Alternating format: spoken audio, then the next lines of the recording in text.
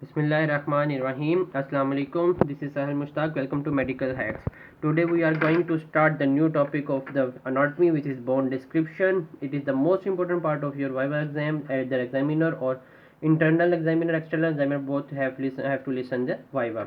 अब हम बोन अगर हम लोग बोन डिस्क्रिप्शन की बात करें तो हमें सबसे पहले बोन को आइडेंटिफाई करना होता है, कौन सी बोन है, कहाँ की बोन है, और नंबर 2 हमें फिर उसके फीचर्स बताने होते हैं। तो आज हम स्टार्ट करते हैं अपर लिम्ब की बोन से, जिस इज और उसमें हमने आज दी है clavicle, which is the first bone of the upper limb. ठीक है, ये फर्स्ट बोन है अपर लिम्ब की, और this is the only bone in our body which is horizontally. ठीक है, अब बोन फीच सबसे पहले हम लोग जब बोन को डिस्क्राइब कर रहे होते हैं तो 3 चीज़ों का हमने जिक्र करना होता है। नंबर 1 बोन साइड डिटर्मिनेशन करनी होती है, नंबर 2 बोनी फीचर्स, और तीसरी उस पर अटैचमेंट, कौन से मसल्स लग रहे हैं, कौन से लिगामेंट कहाँ पे लगते हैं। अब हम सबसे पहले बात करते हैं साइड डिटर्मिनेशन की। तो हमने अगर बुक से पढ़ा हो तो हमें ये अंदाज़ा होगा कि जो इसका लेटरल एंड है वो फ्लैट होता है और मीडियल एंड जो होता है वो क्वाड्रेंगुलर वाइडर होता है।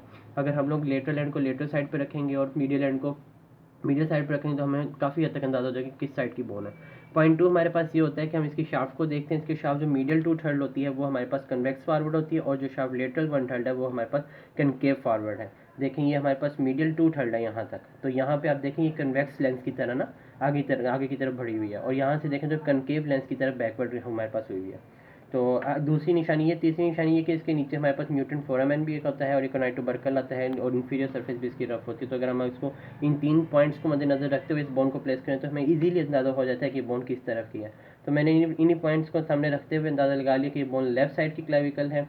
तो अब हम हमेशा बोन को डिस्क्राइब करते हुए एनाटॉमिकल पोजीशन में रखेंगे, और बोन का वाइवा देते हुए इसका एक प्रोटोकॉल होता है कि इसको उसी हाथ से उठाना होता है जिस तरफ की ये बोन हो। फर्स्ट करें लेफ्ट साइड की बोन है तो I have to pick it from the left hand.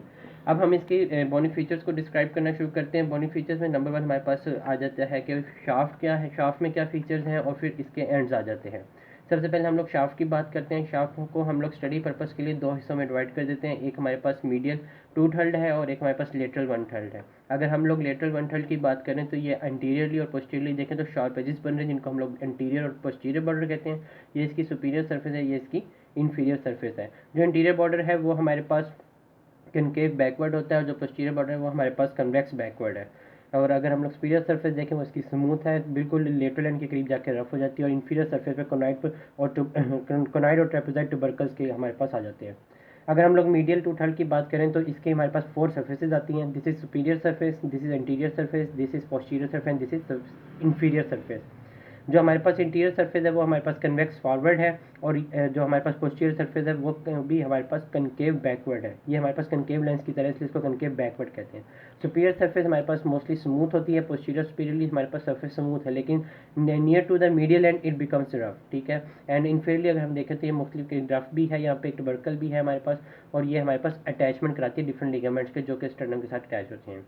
अगर हम इसके लेटरल एंड की बात कर लें तो लेटरल एंड हमारे पास इसका फ्लैटेंड होता है, और यहाँ ये हमारे साथ जो आर्टिकुलेट करता है वो हमारे पास कर होता है एक्रोमियम होता है हमें स्कैपुला बोन के साथ। इसीलिए और कौन सा जॉइंट बनाता है, एक्रोमियो क्लेविकुलर जॉइंट बनाता है। इसका मीडियल एंड की अगर बात कर ले क्वाड्रेंगुलर शेप है, इसकी वेरियस सर्फेसेज आ जाएंगी, रफ होती हैं, यहाँ पे मुख्तलिफ मसल्स भी लग रहे होते हैं, और लिगामेंट्स की अटैचमेंट भी आती है क्योंकि इसने जॉइंट को कवर होना होता है, और ये स्टर्नम के साथ जोड़ के हमारे पास स्टर्नो क्लेविकुलर जॉइंट बना देती है। अटैचमेंट की बात करते हैं अब हम।